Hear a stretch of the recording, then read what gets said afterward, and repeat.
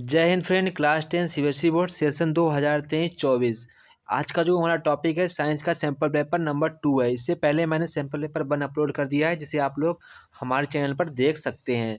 तो मैंने आपकी बोर्ड परीक्षा को देखते हुए एक ऐसा पेपर रेडी किया है जो कि आपके लिए वेरी वेरी इंपॉर्टेंट होने वाला है। इसमें मैंने वही क्वेश्चन रखे हैं जो कि आपकी परीक्षा में लगातार रिपीट हो रहे हैं, और मैंने अपनी तरफ से कुछ question very very important question रखे हैं। तो आप बिना किसी स्किप किए क्वेश्चन पेपर को पूरा देखेंगे तो आप लोगों की जो साइंस का जो आपका पेपर होता है, आपकी उसकी अच्छी तैयारी और रिवीजन हो जाएगा। तो बिना किसी देरी के हम लोग वीडियो को स्टार्ट करते हैं।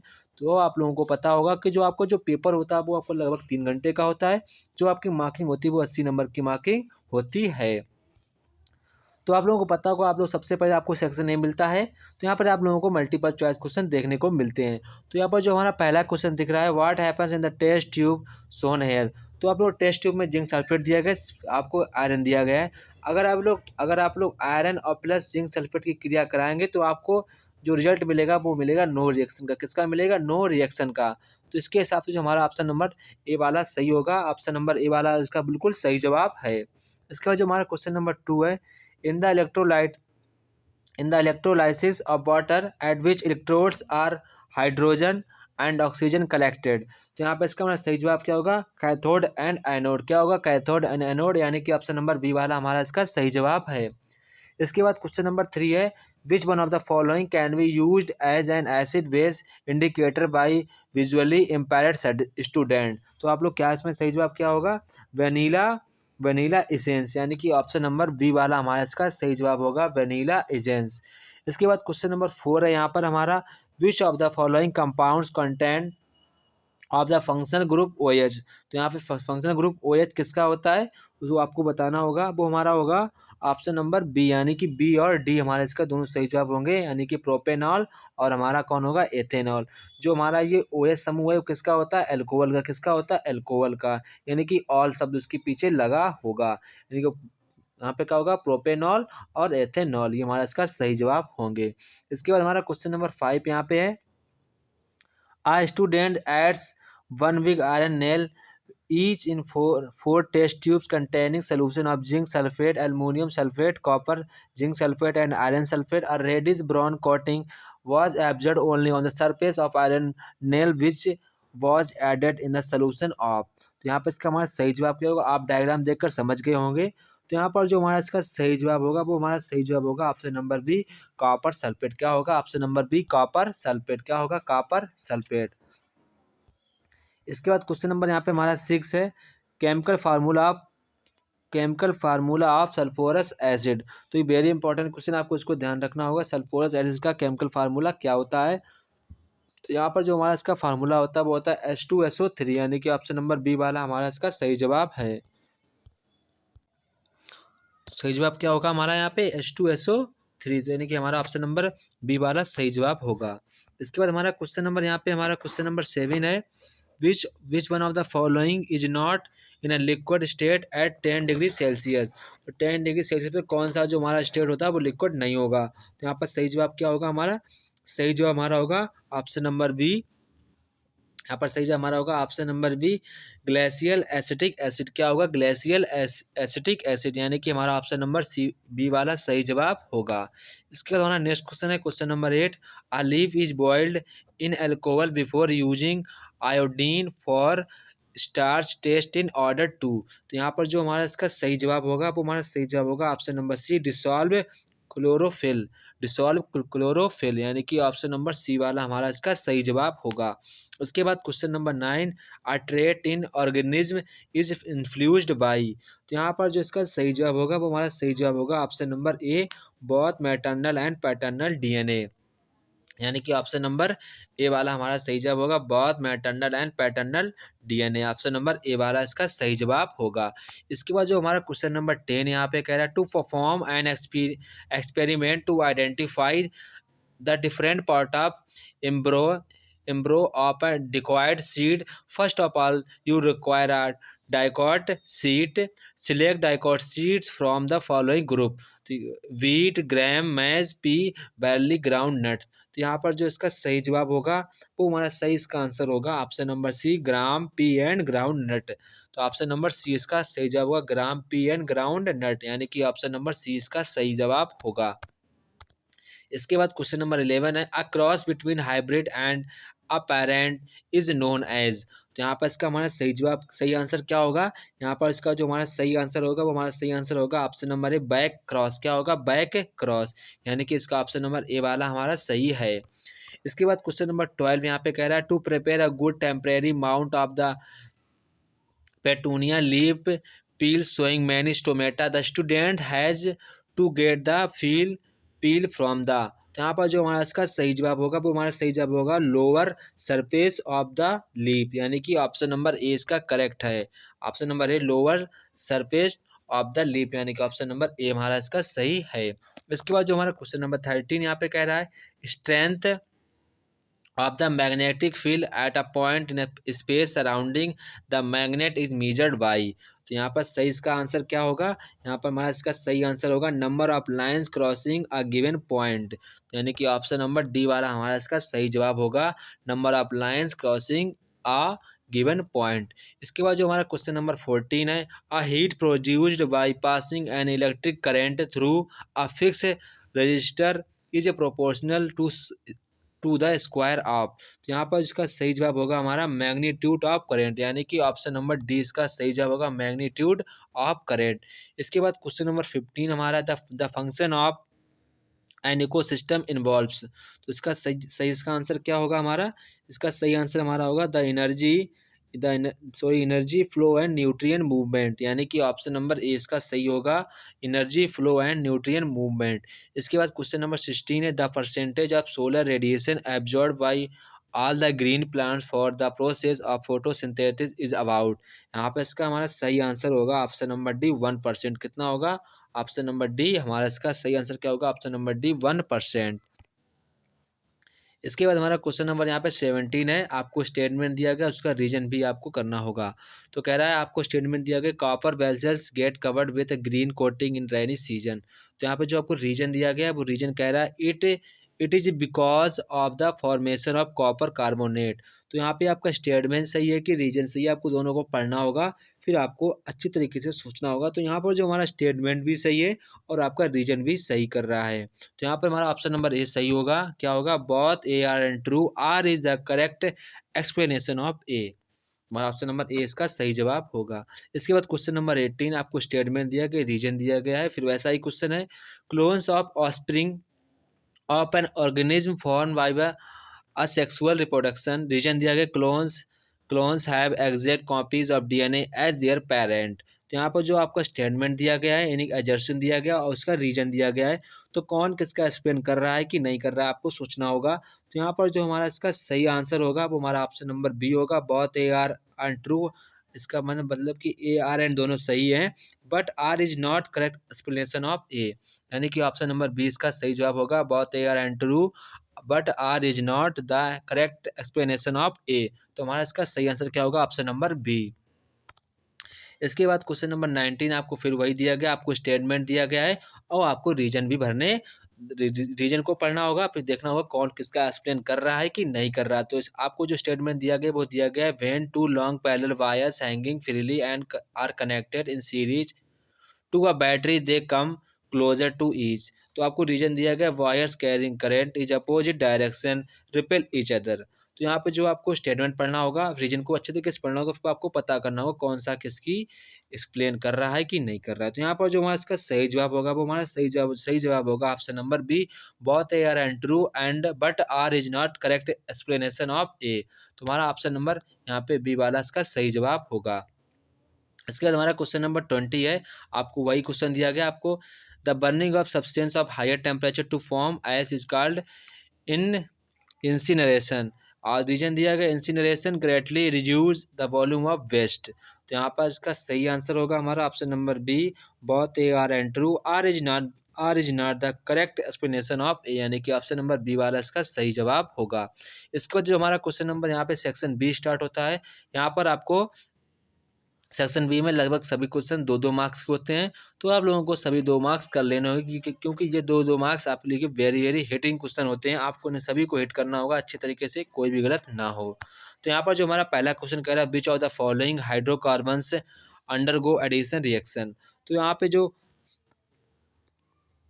अंडरगो अंडरगो एडिशन रिएक्शन, तो यहाँ पर जो हमारा इसका सही जवाब होगा कौन से जो ऐसे जो कंपाउंड हैं यहाँ पर जो आपको हाइड्रोकार्बन दिए गए कौन से ऐसे मतलब कि हैं जो अंडरगो एडिशन रिएक्शन को फॉलो करते हैं। तो कौन कौन से ऐसे जो हमारे कंपाउंड हो गए वो हमारा होगा CH3 कौन होगा यहाँ पे हमारा होगा C36 क्या होगा C3H6 होगा एंड हमारा C2H2 होगा। दो ऐसे यहाँ पे हाइड्रोकार्बन होंगे यहाँ पर जो आप लोगों को अंडरगो एडिशन रिएक्शन को फॉलो करते हैं, यानी कि C3H6 और C2H2 है। दो ऐसे यहाँ पे हाइड्रोकार्बन हैं जो आपके अंडरगो एडिशन रिएक्शन फॉलो करते हैं। तो ये हमारा इसका आंसर होगा। इसके बाद नेक्स्ट क्वेश्चन यहाँ पे कह रहा है if a woman using copper tea, will it help her in protecting sexually transmitted disease. तो यहाँ पे जब कोई वुमेन होती है वो कॉपर टी यूज करती है अपने सेक्स को ट्रांसमिटेड डिसीज़ की सुरक्षा करने के लिए। तो यहाँ पर जो हमारा इसका सही जवाब होगा वो हमारा सही जवाब क्या होगा कॉपर टी। क्या होगा copper T is a correct method which prevents implantation of the zygote inside the ureter. It cannot be prevent a woman from sexually transmitted disease STDs are transmitted by the contact which cannot be prevented by copper tea। तो यहाँ पे कौन सा ऐसी disease होंगी जिसको copper T के लिए वो यूज़ करती हैं, कौन सी डिसीज़ होगी वो होगी STDs। क्या होगी STDs बीमारी होती है जिसके लिए महिलाएं ये कॉपर टी यूज करती हैं। इसके बाद नेक्स्ट क्वेश्चन है क्वेश्चन नंबर 23 कह रहा है why before carrying out of the test of the presence of starch in a leaf on exposure to light the leaf is put in alcohol contained in a beaker and boiled over the water bath। तो यहाँ पर आपको इस पर एक sentence लिखना होगा जो स्टेटमेंट दिया गया है, जो यहाँ पे इसका हमारा सही आंसर होगा the leaf is treated with alcohol so that it losses it green colour and blue black colour is easily visual after treatment this iodine. तो ये हमारा इसका आंसर होगा। अगर आपको ये नहीं आता तो हम नीचे वाला भी कर सकते हैं। यहाँ पे कह रहा है व्हाट इज लिम्प, तो आपको लिम्प के बारे में लिखना होगा व्हाट इज लिम्प। इसके बाद नेक्स्ट क्वेश्चन यहाँ पे क्वेश्चन नंबर 24 क्वेश्चन कह रहा है क्वेश्चन नंबर 24 कह रहा है a concave mirror produces 3 times magnified real image and object placed in 10 centimetre in front of it where is image located. तो आपको अगर इस क्वेश्चन पेपर किसी का आंसर नहीं आता तो आप मुझे इस 95 55 75 66 पर मैसेज करेंगे, व्हाट्सएप मैसेज करेंगे तो आपको 15 रुपये में PDF विद क्वेश्चन आंसर की मिल जाएगी। कितने रुपये में 15 रुपये में विद क्वेश्चन आंसर PDF मिल जाएगी। सिर्फ 15 रुपये में पूरा आपको सही तरीके से लिखा होगा, सही तरीके से लगा मिलेगा, क्वेश्चन भी लिखा मिलेगा, सब कुछ A to Z लिखा मिलेगा सिर्फ ओनली 15 रुपये में। तो यहाँ पर जो हमारा पहला क्वेश्चन कह रहा है हमने क्वेश्चन तो हमने पढ़ ही दिया है, जिसका आंसर सुन लीजिए। सबसे पहले आपको यहाँ पे U दिया गया है, आपको क्या दिया गया है U दिया गया, वो आपको दिया गया -10 सेंटीमीटर और यहाँ पर जो आपको m की वैल्यू दी गई वो आपको -2 दी गई है। तो यहाँ पर आप लोगों को V निकालनी है, क्या निकालनी है V, तो आप m के सूत्र लगाकर निकाल सकते हैं, -V/U सूत्र यूज करेंगे। तो यहाँ पे जो हमारी V की वैल्यू आएगी वो हमारी कितनी आएगी, V की वैल्यू हमारी आएगी -30 सेंटीमीटर। तो ये हमारा इसका आंसर हो जाएगा। V की वैल्यू कितनी आएगी -30 सेंटीमीटर। इसके बाद क्वेश्चन नंबर 25 है what is the environment significance of the increasing Antarctica ozone hole. तो आपका इसका आंसर लिखना होगा आपको ये नहीं आता तो नीचे वाला भी कर सकते हैं। Why are crops field known as artificial ecosystem, तो आप ये वाला भी कर सकते हैं। इसके बाद क्वेश्चन नंबर यहाँ पे हमारा 26 है draw a neat diagram to show reflection of a light ray through triangle glass prism mark an angle of incidence angle of emergence incidence ray reflected ray emerge ray and the angle of deviation. तो आपको ऐसा diagram बनाना जिसमें सारे आपको चित्र को इंकित करना होगा, जिसने प्रिज्म आप लोग बनाते हैं रे गुजारते हैं वैसा आपको ये बनाना होगा। इसके बाद सेक्शन C हमारा यहाँ से स्टार्ट होता है। सेक्शन C तो यहाँ पे कह रहा है, यहाँ पे पहला क्वेश्चन कह रहा है यहाँ पे state 3 reason for the following facts. यहाँ पे sodium sulphur is a non metal, तो आपको स्टेटमेंट लिखना होगा sodium is a non metal. तो तो यहाँ पर आपको स्टेटमेंट लिखना होगा इस पर। तो कोई 3 स्टेटमेंट आपको लिखने होंगे और इसकी रिएक्शन भी लिखनी होगी। मैग्नीशियम इज ए मेटल, आपको इस पर भी लिखने होंगे। तो यहाँ पर जो sodium is a non metal पे लिखना होगा, आपको पहला स्टेटमेंट लिखना होगा। आपको रीजन क्यों है पूछा है, रीजन लिखने हैं 3।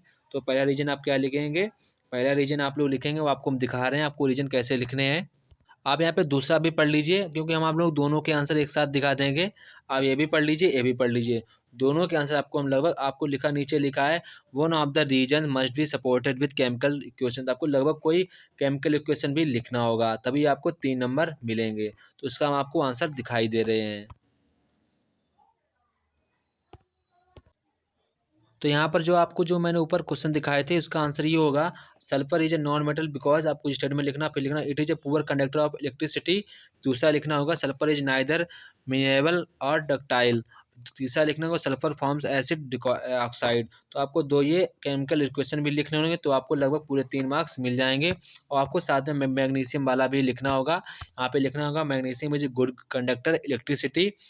दूसरा लिखना होगा मैग्नीशियम इज मेलेबल और डक्टाइल।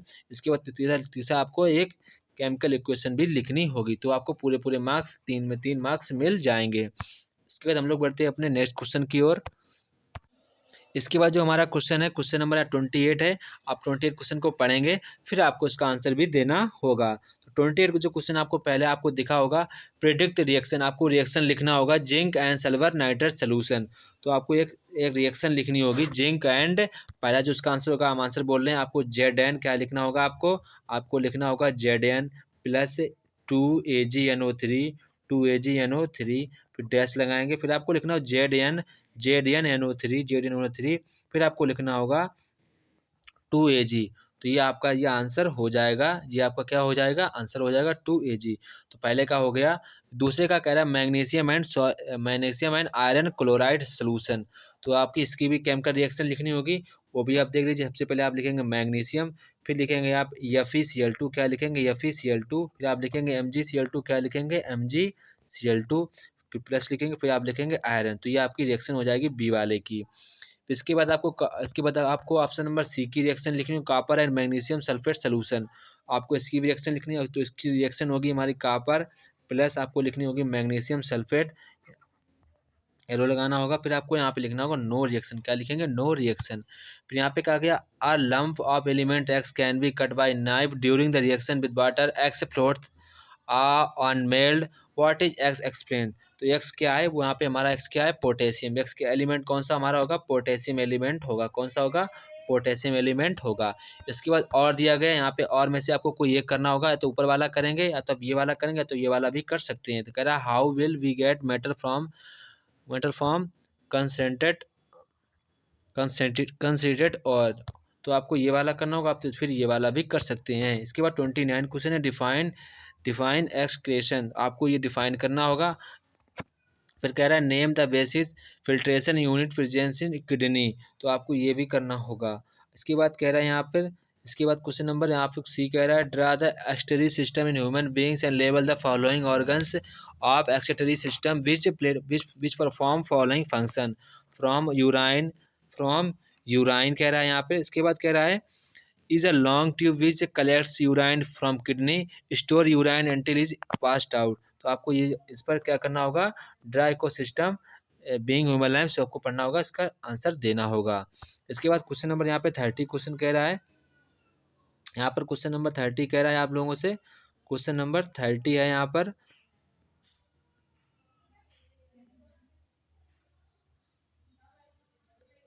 इसके बाद जो हमारा क्वेश्चन नंबर 30 कह रहा है two plants a with white flowers b with red flowers were crossed, मतलब कि एक दूसरे में क्रॉस कराए जाते हैं। The F1 progeny shows all the red flowers and F2 has 3 red and 1 white categories. The tree dash dominant and recessive। तो आपको कोई इसका आंसर देना होगा। आपको दो मतलब कि एक वाइट फ्लावर्स का लिया गया, एक हमारा दिया गया रेड फ्लावर्स का लिया गया, दोनों में क्या करा दिया गया, दोनों में हो गया cross.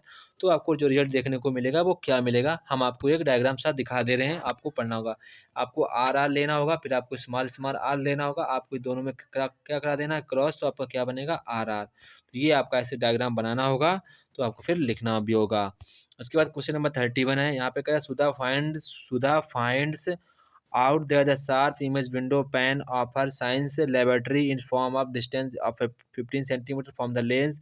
She now tries the focus building visual for her outside the window instead of the window pane without disturbing the lens. In which direction will we see move the screen to obtain a sharp image of the building? What is the approximate local focal length this length? तो आपको length निकालनी है, focal length इस question की focal length क्या होगी। तो focal length आपको निकालनी पड़ेगी इस क्वेश्चन की। फोकल लेंथ क्या है हमारी इस क्वेश्चन की जो हमारी फोकल लेंथ होगी वो कितनी होगी, 10 सेंटीमीटर। कितनी होगी, 10 सेंटीमीटर। कितनी होगी, 10 सेंटीमीटर। कितनी होगी, 10 सेंटीमीटर। इसके बाद क्वेश्चन नंबर 32 दिया गया है, आपको क्वेश्चन नंबर 32 पढ़ना होगा, इसका हम केवल आंसर ही बोलेंगे। तो क्वेश्चन नंबर 32 आप लोगों ने पढ़ लिया होगा। तो पहले का जो हमारा आंसर कह रहा है, what is the PD across 4 ohm resistor. तो यहाँ पे क्या होगा, पीडी इसका हमारा कितना होगा, 1 वोल्ट। कितना होगा, 1 वोल्ट। दूसरा कह रहा है calculate PD across the internal resistance of the cell. कितना होगा, 0.75 वोल्ट। 0.75 वोल्ट। ये हमारे दोनों के आंसर हो गए। इसके बाद क्वेश्चन नंबर 33 यहाँ से कह रहा है, several electric bulbs designed to be based on a 220 volt electric supply line are rated 10 watt. How many lamps can be connected with a parallel each other across two wires of 220 volt line if the maximum allowable current is 5 ampere?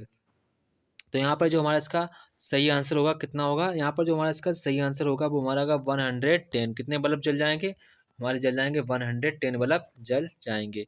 इसके बाद जो हमारा question number 2 कह रहा है, यहाँ पे सी का 2 कह रहा है, a heater coil connected to 200 volt has a resistance of 80 ohm if a heater is plugged in a for time t such that I 1 kg of water at 20 degrees Celsius attains a temperature of 60 degrees Celsius, find the power of heater and heat absorbed by water।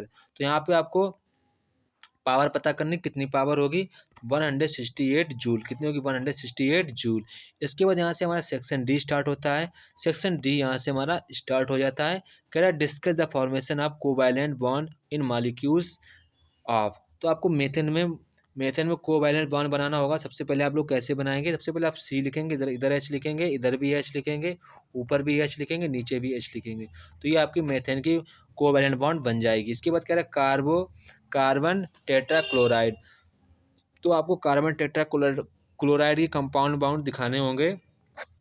आप carbon ऐसे Cl लिखेंगे, इधर भी Cl लिखेंगे, ऊपर भी Cl लिखेंगे, आपको नीचे भी Cl लिखेंगे। तो ये आपकी कार्बन टेट्राक्लोराइड की ये बॉन्ड मॉलिक्यूल्स हो गई।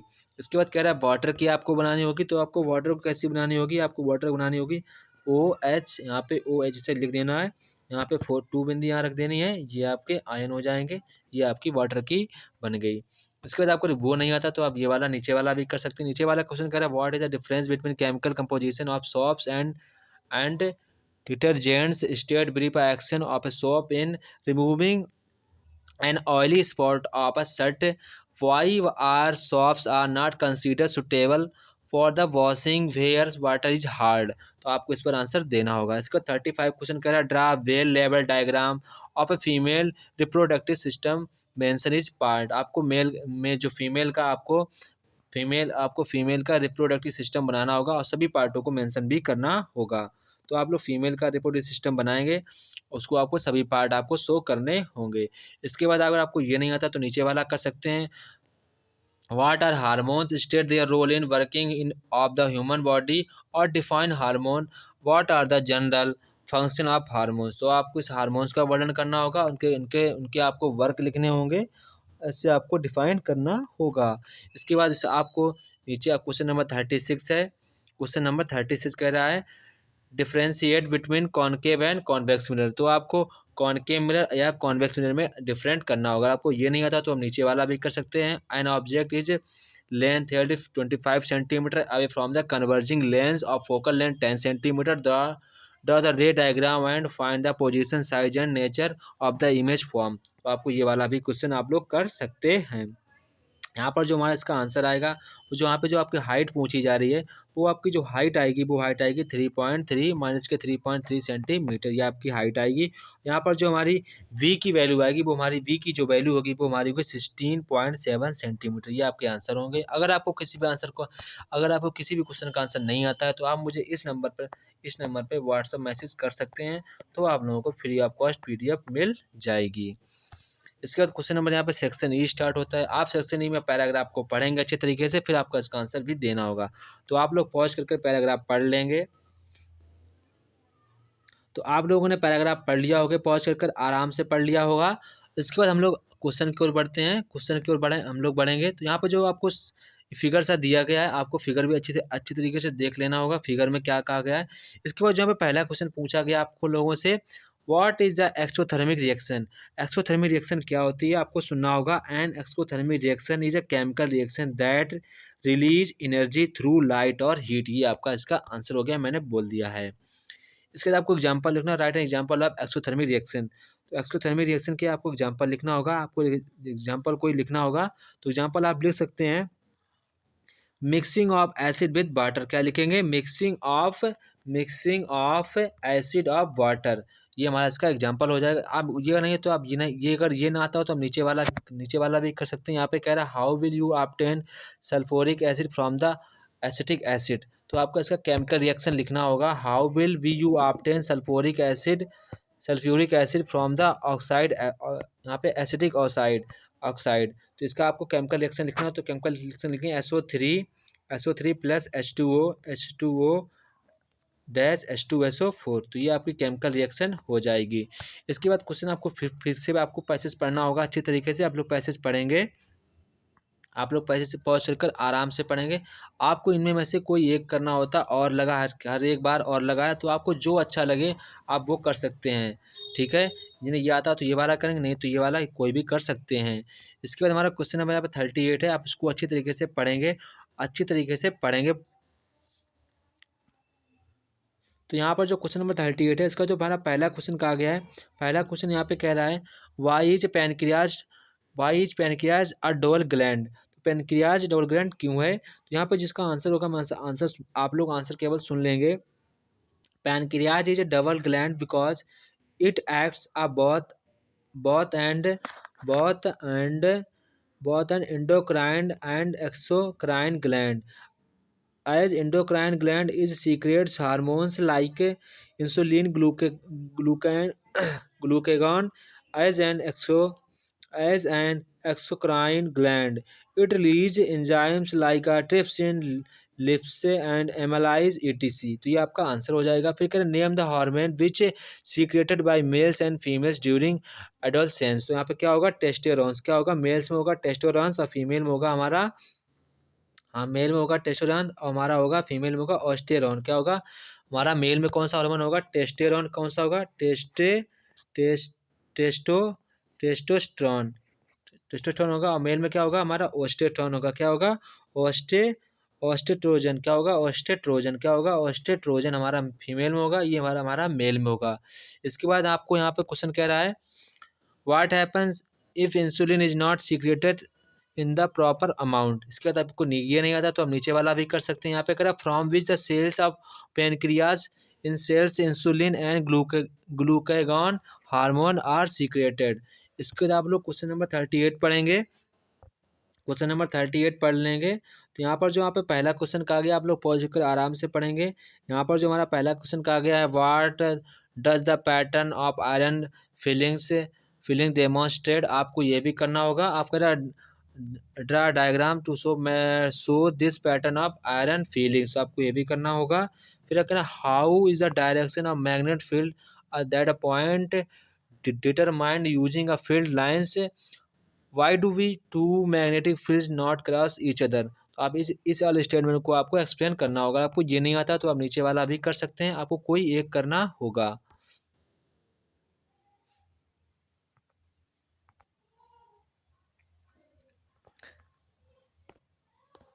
आप ये वाला भी कर सकते हैं, जो आपको अच्छा लगे आप ये वाला कर तो ये वाला भी कर सकते हो। तो ये हमारा साइंस का सैम्पल पेपर हो गया। अगर आपको अच्छा लगा तो वीडियो को लाइक भी करें और शेयर भी करें। अगर आपको इस क्वेश्चन पेपर सैम्पल पेपर की PDF चाहिए विद सॉल्यूशन, तो मैंने आपको नंबर बता दिया है, आप उस नंबर पर कॉन्टैक्ट या मैसेज कर सकते हैं। तो आपको PDF मात्र 15 रुपये में मिल जाएगी विद क्वेश्चन आंसर।